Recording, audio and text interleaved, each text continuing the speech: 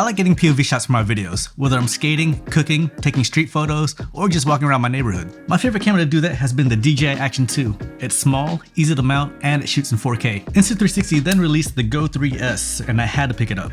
I used the previous GO series cameras and I love them, but they had their limitations. Mainly they didn't have a screen so I could monitor and frame my shots, and they didn't shoot in 4K. Well, all of that was fixed with the GO 3S, so let's do a side-by-side comparison with the DJI Action 2 and see if it's good enough to replace it. So everything you've seen here will be straight out of these cameras. Both will be shooting in 4K using the standard color profiles. Alright, let me start talking and let's just get into these comparisons.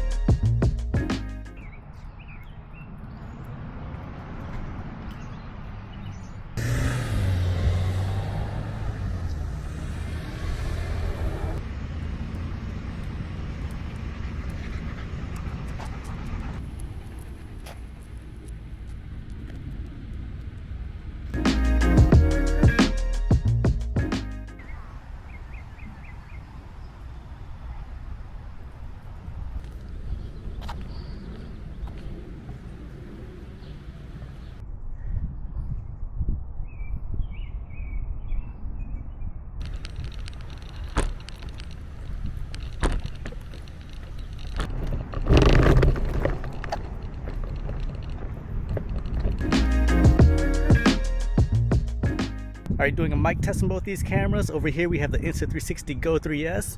Over here we have the DJI Action 2. The wind reduction is off in both these cameras. Slightly windy out here.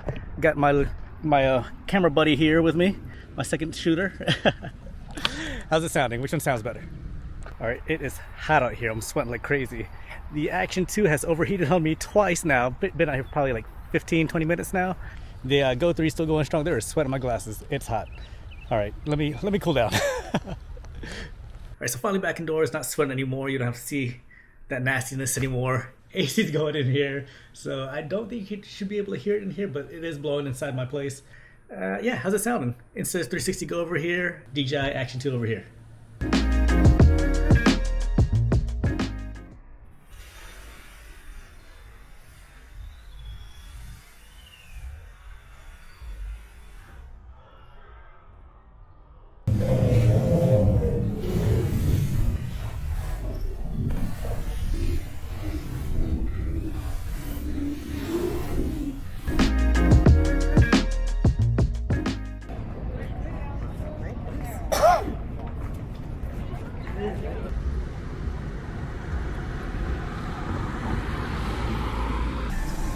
It's just family.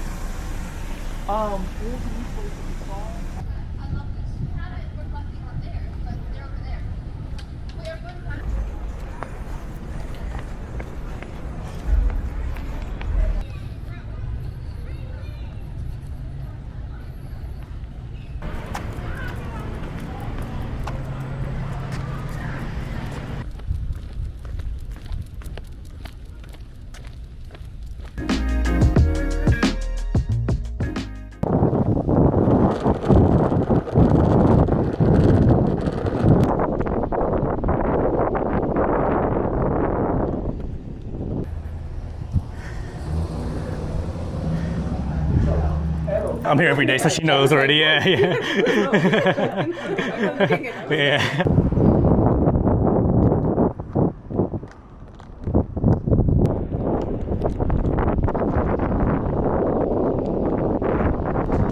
So yeah, I'm loving the Insta360 GO 3S right now. The footage out of it is great, and it's smaller and lighter than the Action 2, so it's easier to get those unique shots. I do still like my Action 2 though. It's just easier to match the footage to my other DJI cameras and drones. I'm hoping DJI doesn't give up on this camera because it's still a great camera. They just have to fix some flaws with it, mainly the non-replaceable front screen and the fact that it overheats really easily. Anyways, I hope this video was helpful, and let me know if you have any questions.